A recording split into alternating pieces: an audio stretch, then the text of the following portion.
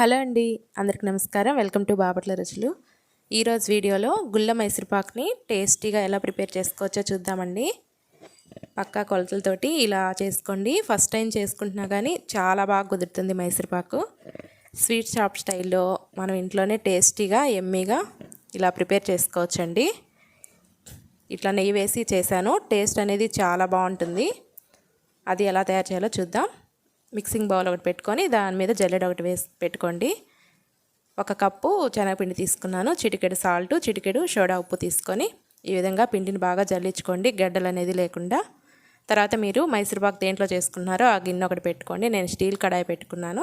1 cup శనగపిండికి 2 కప్పులు పంచదార వేసుకొని 1 కప్పు వాటర్ వేసుకొని తీగ పాకం వచ్చే వరకు దీన్ని కలుపుకుంటూ ఉండండి. తర్వాత వేరొక బర్నర్ మీద ఒక గిన్నె ఒకటి పెట్టుకోండి. నేను నెయ్యితో చేస్తున్నాను కాబట్టి 1 కప్పు నెయ్యి, 1 కప్పు సన్ఫ్లవర్ ఆయిల్ తీసుకున్నానండి. వీటిని లో ఫ్లేమ్ పెట్టుకొని బాగా వీటిని వేడి చేసుకోండి, నెయ్యిని నూనెని.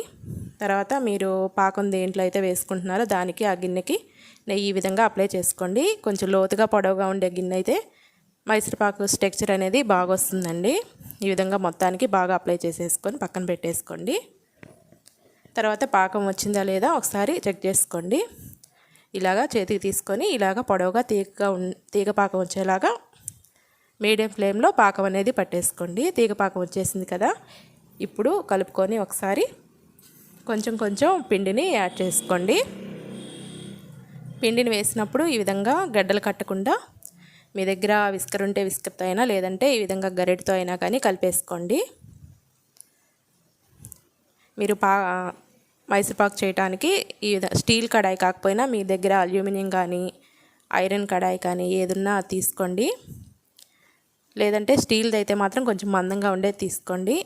ఈ విధంగా గడ్డలు లేకుండా ఈ విధంగా కలుపుకొని బాగా ఇది దగ్గర పడుతుంది కదా, ఈ స్టేజ్కి వచ్చిన దాకా ఈ విధంగా కలిపేసుకోండి. ఇప్పుడు మనం వేడి చేసుకున్న ఈ ఆయిల్ ఉంది కదా, ఒక్కొక్క గరిటెతోటి ఈ విధంగా పిండి మీద వేసుకోండి. ఈ ఆయిల్ వేయగానే పిండి అనేది చూసారా ఇలా ఉడకాలండి. ఇలా ఉడికి ఈ పిండి శనగపిండి అంతా ఆయిల్ని బాగా అబ్జర్వ్ చేసుకుంటుంది. ఇలాగా వేసుకుంటూ కలుపుకుంటూ ఉండండి. నేను స్టీల్ది పెట్టుకున్నానండి కడాయి, అందుకని కొంచెం అడుగు అంటింది. అందుకని నేను అల్యూమినియం గిన్నె ఒకటి పెట్టుకున్నానండి. మీరు మాత్రం చూసుకొని తీసుకోండి. మంటని లో ఫ్లేమ్ పెట్టుకుంటూ 1 మినిట్కి ఒకసారి ఈ విధంగా కొంచెం కొంచెం ఆయిల్ వేసుకుంటూ పిండిని బాగా ఈ విధంగా ఉడికించుకోండి. అదే మైసూర్పాక్ రెడీ అయిపోయిందని మనం ఎలా తెలుసుకోవాలంటే, మనం ఆయిల్ వేసినప్పుడు ఇంకా ఆయిల్ని అబ్జర్వ్ చేసుకోదండి, ఇంకా బయటికి వదులుతుంటుంది శనగపిండి. ఆ స్టేజ్కి వచ్చే వరకు ఈ విధంగా ఆయిల్ వేసుకుంటూ ఉండండి. చూసారా, ఈ విధంగా బయటకు వదులుతుంటుంది. ఇంకా రెడీ అయిపోయింది. ఇప్పుడు మనం నెయ్యి అప్లై చేసుకున్న గిన్నెలోకి ఈ శనగపిండి అంతా వేసేసుకొని ఈ విధంగా కొంచెం ప్రెస్ చేసుకోండి, మరీ ఎక్కువ ప్రెస్ చేసుకోవద్దు. ఇలా చేసుకొని 1 నిమిషం 2 మినిట్స్ తర్వాత ముందుగానే కొంచెం వేడిగా ఉన్నప్పుడే ఈ విధంగా కొంచెం కట్ చేసి పెట్టేసుకోండి. పూర్తిగా చల్లారినంత వరకు ఆగాలంటే అప్పుడు గట్టిగా ఉంటుందండి, అప్పుడు కట్ చేసుకోవడం అస్సలు కుదరదు, మైసూర్పాకు గట్టిపడిపోద్ది. కొంచెం వేడిగా ఉన్నప్పుడే ఈ విధంగా కట్ చేసేసుకొని దీన్ని బాగా పూర్తిగా 2 లేదా 3 గంటల పాటు బాగా చల్లారనివ్వండి. వేడిగా అనేది ఉండకుండా పూర్తిగా చల్లారిపోయినంత వరకు చల్లారి పెట్టేసుకొని తర్వాత చల్లారిపోయాక ఈ విధంగా చాక్ తోటి అంచులను కొంచెం అంటుకొని ఉంటుంది కదా, దాన్ని తీసేసుకొని ఒక ప్లేట్లోకి తీసేసుకోండి. మనం ముందుగానే కొంచెం ఘాట్లు పెట్టుకున్నాం కదా, ఇట్లా మనం ఇట్లా కట్ చేయగానే వచ్చేస్తుందండి, ఊడొచ్చేస్తుంది. ఎంతో టేస్టీగా ఎమ్మీగా ఉండే ఈ గుల్ల మైసూర్పాకుని మీరు కూడా ఈ సంక్రాంతికి ఇంట్లో ట్రై చేయండి.